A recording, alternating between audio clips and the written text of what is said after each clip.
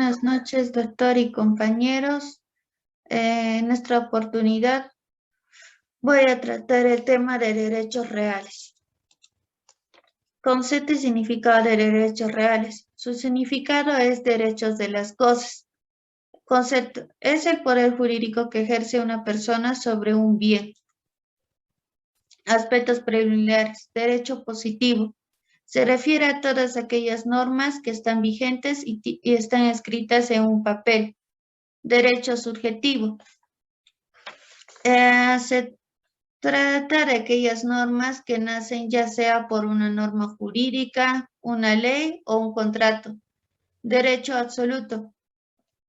Este se refiere al erga omnes. Quiere decir que todos están en la obligación de respetar mis derechos. Derechos relativos. Se trata de hacer valer ante otras personas como derecho de obligación a crédito. Derechos patrimoniales son todos aquellos derechos que están valorizados monetariamente. Y derechos extrapatrimoniales se refiere a los derechos de la personalidad y derechos de familia. Patrimonio. El primero es ius in re, que se refiere al derecho real. Esto quiere decir que una persona tiene cierto poder jurídico sobre un bien, además de que tiene un vínculo existe un vínculo entre esa persona y ese bien. Ius in re, derecho personal. Existe un vínculo entre el acreedor y el deudor. Consiste en que el acreedor exija una obligación a su deudor. Patrimonio, aspectos preliminares. En la historia de Roma, las personas podían poseer de la siguiente manera.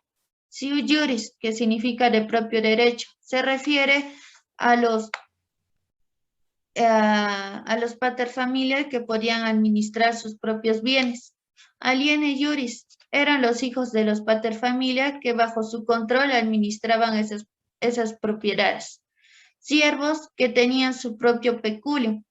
Tipos de peculio. En el derecho romano existieron diferentes tipos de peculio. Peculio profeticio. Es el conjunto de bienes que el pater familia entregaba a su hijo para que lo administrara. Peculio adventicio. Se refiere al conjunto de bienes que un hijo adquiría ya sea por su madre, su abuela o su cónyuge. Peculio castrense. Se refería al conjunto de bienes que un hijo de familia adquiría en el momento en que ejercía como soldado. Peculio cuasicastrense. Se refería al conjunto de bienes que un hijo de una familia adquiría porque había ejercido un cargo en la corte imperial o en la iglesia. Concepto de patrimonio y características. Concepto de patrimonio es el conjunto de bienes, derechos y obligaciones que pertenecen ya sea a una persona o a una empresa y que está valorizado en una moneda. Características, absoluto. Nadie puede interferir en la posesión que yo tengo sobre un bien. Inherencia. Nada tiene caducidad, como por ejemplo la servidumbre, y adherencia se refiere al derecho de reivindicación, y ambulatoriedad se refiere a la carga y al gravamen que le siguen, como por ejemplo la hipoteca. Bien, ahora continuaré con las características del patrimonio. Publicidad. Confiere seguridad y eficacia gracias al conocimiento público.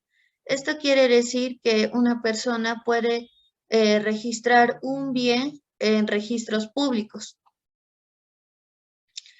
Taxitividad. Números clausus. Quiere decir que es un sistema cerrado, por lo que tiene el respaldo de la ley. Y finalmente oponibilidad, que gracias a la taxitividad hay una eficacia absoluta por el respaldo de la ley, por lo que nadie puede oponerse ante este. Teoría del patrimonio. Teoría clásica o subjetiva. Consiste en el patrimonio como atributo de la personalidad. Esta teoría hace una distinción muy importante de la persona misma, por lo que considera que hay una relación jurídica entre una persona y un patrimonio. Esto hace que la teoría lo denomine como derecho de la propiedad. Teoría objetiva o finalista. Se refiere al patrimonio de carácter concreto que está vinculado a la persona humana. Para la teoría alemana hay una afectación común que es lo suficientemente buena para mantener unidos los elementos de un patrimonio. Esto quiere decir que no habría la necesidad de que existiera una persona como propietario sobre ese bien. Importancia social. Se refiere a la adaptación de la legislación de los derechos reales hacia la necesidad de las personas y la sociedad. Económica. Se hace que se potencie el dinamismo de la economía de un país. Y finalmente política hace que se ordenen las transacciones, lo que permite que haya un tráfico fluido y seguro. Relación jurídica patrimonial. Se llama así porque tiene por objeto la realización de una actividad de carácter económico. Además, son considerados patrimoniales los derechos reales y los derechos crediticios. El primero se le considera así porque estos derechos recaen sobre un bien, lo que supone una relación de un sujeto-bien. El segundo, que son los derechos crediticios, este es debido a que exige una conducta, ya sea de dar, hacer o no hacer. Además que hay una relación obligacional donde está el sujeto activo y el sujeto pasivo. El sujeto activo es el acreedor y el sujeto pasivo es el deudor. Derecho civil patrimonial, clasificación. Derechos personales o derecho de obligaciones o crediticio, derechos reales y derechos intelectuales. El primero, los derechos personales, está compuesto por el sujeto activo, sujeto pasivo y objeto del derecho.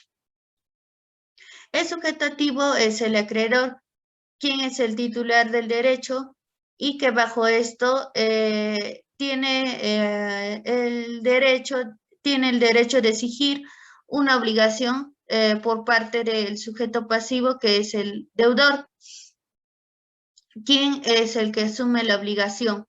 Dentro de esta relación jurídica está el objeto del derecho, que es la prestación objeto de la obligación.